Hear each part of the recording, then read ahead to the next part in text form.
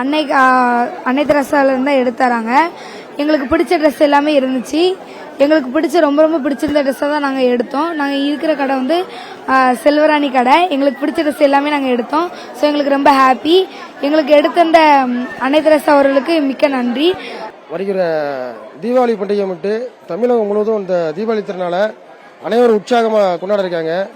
திருநெல்வேலியில் அன்னை தெரசா அறக்கட்டளை சார்பாக இந்த அன்பு தேவைப்படுற ஆதரவு தேவைப்படுற குழந்தைகளை இன்னைக்கு நேரடியாகவே கடைகளுக்கு அழைத்து வந்துட்டு அவங்களுக்கு பிடித்தமான புதிய ஆடைகளை அவங்களே சந்தோஷமாக எடுத்து ரொம்ப மகிழ்ச்சியாக எடுத்துட்டு இருக்காங்க.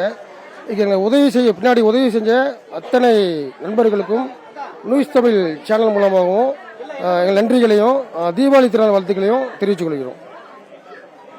இது கடந்த 11 ஆண்டுகளாக பண்ணிட்டு இருக்கோம். இது 12வது வருஷம். எல்லாருமே ரொம்ப சந்தோஷமா பிடிச்ச ட்ரெஸ் எடுத்துட்டு இருக்காங்க. தொடர்ந்து இது 3வது ஆண்டாக அன்னை தெரசா ஆசிரமம் குழந்தை செல்வங்களுக்கு வருஷம் தீபாவளி புத்தாடை வழங்கி வருகிறோம்.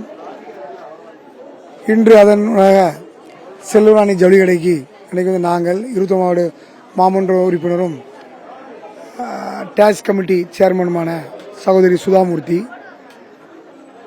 வழக்கறிஞர் சங்க செயலாளரும் என் மேல் அதிக பாசம் கொண்ட எங்கள் அண்ணன் மணிகண்டன் அவர்களும் மற்றும் இந்த அன்னை தெரசா குடும்பத்தின் தலைவர் மகேசன் அவர்கள், மாமா அவர்கள் மற்றும் வந்திருக்கக்கூடிய அனைவருக்கும் தீபாவளி வாழ்த்துக்கள்.